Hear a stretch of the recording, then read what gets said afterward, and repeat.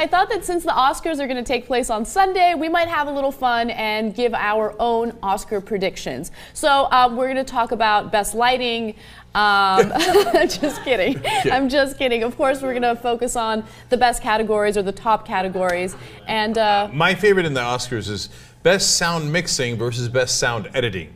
You know, I don't know if those are the exact titles but I'm like, I love you guys, but you know how you do this ceremony like the day before where you give like out 100 other ones? Yeah. Include 20 others. Like, let's get to it. I'm sure the sound mixing. I love you. It's really important to a movie. Give the award so that it's not a 4.5 hour award show. Do you see what I mean? Give it another time. Yeah. No, I see what you mean, but at the same time, I love the fact that everyone is being appreciated for the work that they do for these films. Because oftentimes it's all about, you know, the big actors and actresses, about the big film directors, but it's never about the people. You've never watched the sound mixing acceptance one or remembered a word in it. No, I didn't remember it, but it's more about validating the work that they do, because I'm sure it sucks to not get recognized for the work that you do. Yeah, you're grinding and you're grinding, and no one knows who you are or what you do. Like that gets really tough, right? You're crazy. Anyway. Forward. All right, so let's start off with Best Picture. Unfortunately, there are a few movies in here that I haven't seen, but we'll give our predictions nonetheless. So there's Argo, Lincoln, Silver Linings Playbook, Les Mis, Zero Dark 30, Life of Pi, Amour, Django Unchained, and Beasts of the Southern Wild.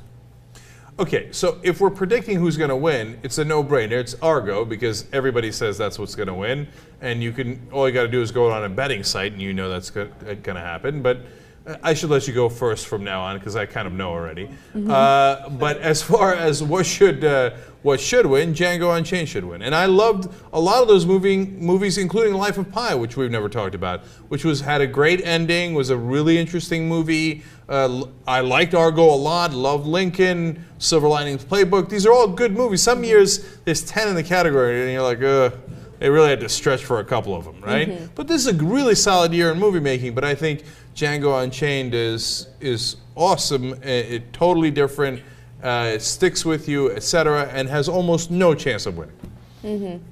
Yeah, I actually think that you're right. I think Argo should win. We had talked about that earlier. I love Argo. I love Django Unchained as well. I mean, honestly, they're both tied for #1 for me, but I could see Argo beating Django Unchained, so I'm going to go with Argo. Yeah, well, it will win. So. Yeah. There, I just ruined the whole Oscars for you. Sorry. Okay. All right, so let's look at Best Actor. We have Daniel Day-Lewis for his role in Lincoln, Hugh Jackman for Les Mis, Joaquin Phoenix for The Master, Denzel Washington for Flight, and then Bradley Cooper for Silver Linings Playbook. I would like Bradley Cooper to win. And I knew you were going to say that. How do we not know? And you know what?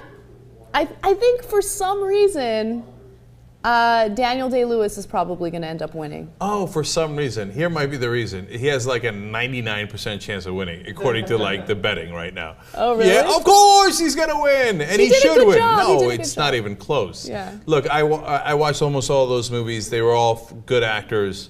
Daniel Day-Lewis in a landslide. And then supporting actor, I have very strong feelings about this. So there's Tommy Lee Jones, Christopher Waltz for Django Unchained, Robert De Niro for Silver Linings Playbook, Philip Seymour Hoffman for The Master, and Alan Arkin for Argo. It has to, without any question, be Christopher Waltz, because his role in Django Unchained was epic.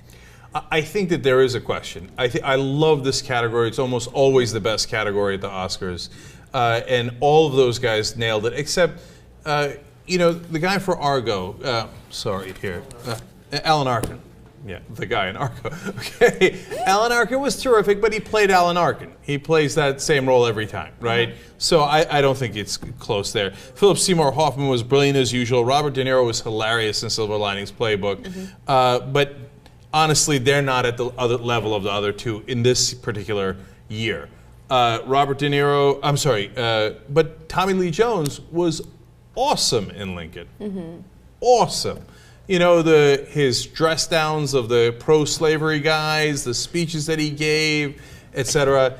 In the end, I'm going with Christoph Waltz too. It's really near impossible to argue with him. But I think Tommy Lee Jones really gives him a run for his money. And since Christopher Waltz won last year, probably they'll give it to Tommy Lee Jones. For me, Christoph Waltz made Django Unchained.